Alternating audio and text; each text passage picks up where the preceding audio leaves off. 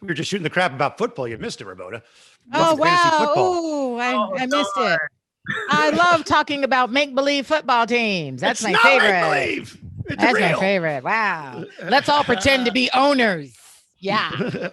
She's such a Then let's hater. go to our clubhouse with the He-Man Women Haters Club. Yeah, let's all do it. We love the women. I'll get officially rolling here. We're with John Kay, Epic Records. If we never met, the huge hit Now Happiness, which is part of the deal. We're giving away the $200 Instacart gift cards to people in need. So thank you and Epic for that, John. For those who haven't maybe heard the song but didn't kind of connect, so sometimes it's just there and you're singing along. You don't really, get into the meaning and et cetera. I read that this song was in the works a couple of years, but COVID, it kind of like bam, right? Yeah, 2020 needed this song, and yeah, we worked on it for 2 years, and it didn't feel. There was something that didn't feel right, and then we listened to it in the middle of quarantine, and it had a whole different meaning. It was just like, wow, this song just hit me in a totally different way than I've ever heard it. Mm-hmm. And so we ran with that emotion and then tried to finish it kind of with that new feeling attached to it, and just felt like we need to finish this song and put it out as fast as possible. You said it changed for you in 2020. How did what was going on in your life affect what you were doing with this song? So everything was kind of moving so quickly. I was flying to LA all the time. I was doing all these sessions. We were writing all these new songs, and it was just this huge influx of music, trying to break barriers, trying to expand, trying to figure out my artistry. And then March, I remember we were at a radio event. I was in Boston, and everything shut down. Harvard shut down. They sent us to the airport. They flew us home, and that was the last flight that I've been on. So I was sitting in it, and I got to like kind of just stop creating and listen and go backwards a little bit and listen to what we had been working on. And Happiness just kind of like stuck out and raised its hand and was like, here, I've been right in front of you the whole time, but you've completely overlooked me. Oh my gosh. Yes, that is 2020. And I think it even more speaks to 2021. Everybody was waiting for that day to everything change in 2021 and throw all their hope in this next year. But all we can do is one day at a time and focus on the beauty of the day. That's all we can work out. And 2021 is not going to make all the problems go away. I mean, if you haven't heard it, I need to, the chorus, happiness, where you been? Are you gone? Are you coming back? It's been so long since I looked in the mirror and saw someone who reminds of when I knew you. So it is like this introspective. And the interesting thing, I think, is the dichotomy between the beat or the very like that, but with the words of like, but I'm not really happy, right? Did you feel that? Am I right on that? What we always wanted to play on the juxtaposition of the message and the feeling. And with the feeling, we wanted to feel like happiness. And then maybe you listen to it and you just kind of vibe to it and you don't even realize. And then on the second or third listen, you start to feel those lyrics a little more. And you're like, wait, this is actually a really sad song where we're personifying happiness as an old friend we haven't seen in a long time. Mm-hmm. And that was the immediate, just like kind of punch in the face, the connection, the immediate, like, we need to put this out in 2020. Because of that immediate juxtaposition and the feeling of, I felt this way. I know other people must be going through this right now, because I'm able to create. I'm able to continue to release music. And I'm one of the fortunate ones and I thank God every day that I'm able to pursue what I love to do.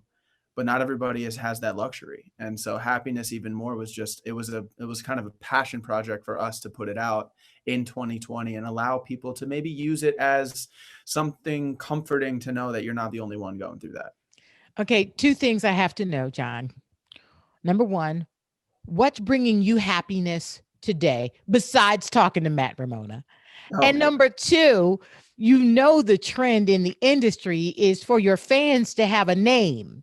Whether it's Beliebers or way back in the day, the Claymates for Clay Aiken. I mean, John, don't even bring that. What do we call ourselves if we are lovers of John Kay, and what is bringing John Kay happiness today?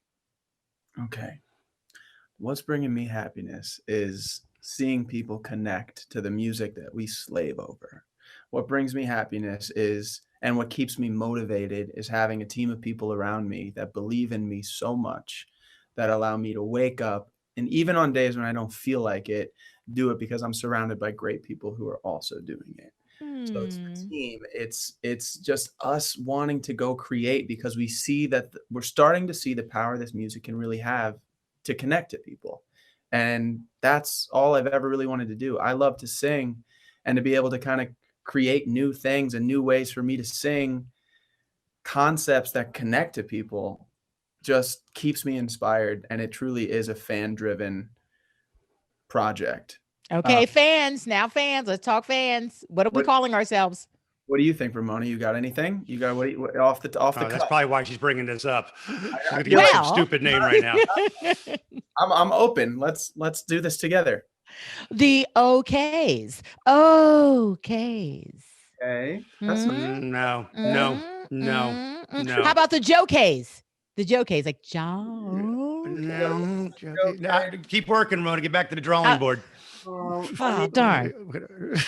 Seriously. You know, play Junkies, but you could do like the John Keys. I don't know. It's The a John Keys. The Junkies. John Yeah. Keys. Yeah. Junkies. Well, I do have a question about because you did the video. I saw the video, Happiness, and you're in the water a lot. How long were you in the water doing that shot, and what was the temperature setting?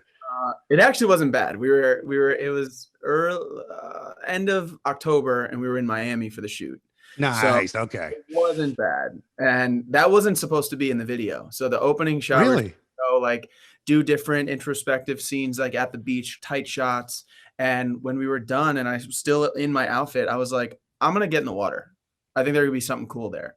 And so I was like, he filmed me kind of walking out into the water in my clothes. And then I turned around and we did a couple full run throughs of just me with like the water here. And then that started like, the shot was like, oh, this is really, really cool. This feels like we're onto something. And so then we kind of stayed in it for, I don't know, probably 30, 40 minutes, just doing. So 6 hours on the beach you didn't use, and 40 minutes in the water you did use. Exactly. You know, I bring up water also because you mentioned you grew up near water, on water, doing stuff in water. And I've talked to many songwriters in the past, and a lot of them have this commonality of wanting to look at water while they're writing, or water is somehow connected. Do you feel that at all? Or does it just happen to be coincidence that you grew up on water and dig water and stuff? That kind of leans into I'm a huge optimist. I'm always kind of in a good mood, and I always kind of lean into summery feeling songs, and that might have something to do with it, but I have no need to be around a body of water while I'm writing a song. I don't know if that really. But Billy Joel is one guy who said he likes to look at water and think and stuff. But then again, when you're rich and you can have a giant mansion on the water, that makes a little bit of difference. Exactly. We'll take a 100-foot mansion out and we'll write some songs on the water. But I tell you, John, one thing that you said about connecting with people through your music. My mom lives with me and she has dementia. And while she can't remember my name, she remembers every single song, and music moves her like nothing else. And to think that 20 years from now, we will hear the song Happiness and have a happy, joyful memory of this song during one of the toughest times in our history. I don't even know if you recognize how huge that is and how beautiful it is and how thankful we are that you decided to do this right here, right now. Wow. Well, that's really special. I haven't thought about it that way. But I Was there a moment where you thought that you realized, you mentioned it earlier, the connection to the song and people? Yeah. Was there a moment or a time when you're like, wow, I feel like, or was it just an overall slow building thing? I know that music is an anchor for me, and I know that music can immediately bring me back to an exact place, an exact moment, an exact feeling. And so when we're creating, and when especially if I'm in the booth trying to really sell the vocal, like I'm always thinking timeless. I'm always thinking, how can I connect to this the best that I can? Because you can't hide. You can't do any magic tricks to make somebody feel what you're saying. You can't, you just have to really give yourself to the song. And there was something in that message that was so heart-wrenchingly honest that it brought that vulnerability out in me. And I think that that's what you feel in the song, even though Yeah. it's moving and it's upbeat and it feels bright. Yeah. There's Yeah. that little twist in there too that really like allows you to kind of get that other side of things out. And For that's what, Yeah, like prisoner in my head is one of Yeah. the lines that's in there. And the prisoner, and you do get a prison. You're a prisoner in your head during this COVID stuff, man. Yeah, you are. John, Yeah. for the little kid who said, "Man, I want to be like John Kay." I mean, where did this come from? Did you grow up singing in your bedroom, singing in the school choir, singing in the church choir? Where do you have a musical gene that gets carried from one generation to the next? Where does this come from? always, for as long as I can remember, I always loved to sing. And that's where it started for me. It's just I used to disappear into my room and just sing and try to soak up and learn the way that Donny Hathaway did that run or the way Otis Redding Mm, sang Dock of the Bay. And I'd learn every little nuance of it and right. add my own little nuances into it. And it was just, yeah, it was family driven. Like my dad always had a guitar in his hand, and my grandmother always wanted to show me chords on the keyboard. And music was kind of always around, but I always loved to sing. And I used to just record myself and listen to the playback and record myself and listen to the playback. And I think I figured out kind of how to vocally train myself because a lot of people think they sound really good coming out this way, but they don't spend enough time listening what's Oh, going in interesting. this way. Yeah. I was able to make that connection not only to what's happening inside my head, but also what it sounds like on the other side.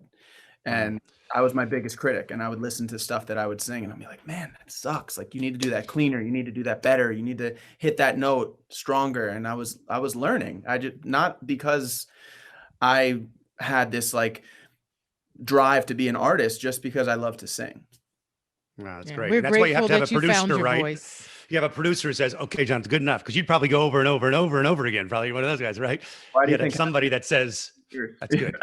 Yeah, exactly. Two quick questions are just weird ones. One, because you were talking about, did you see the Bee Gees documentary on HBO? Oh No, gosh, here we go.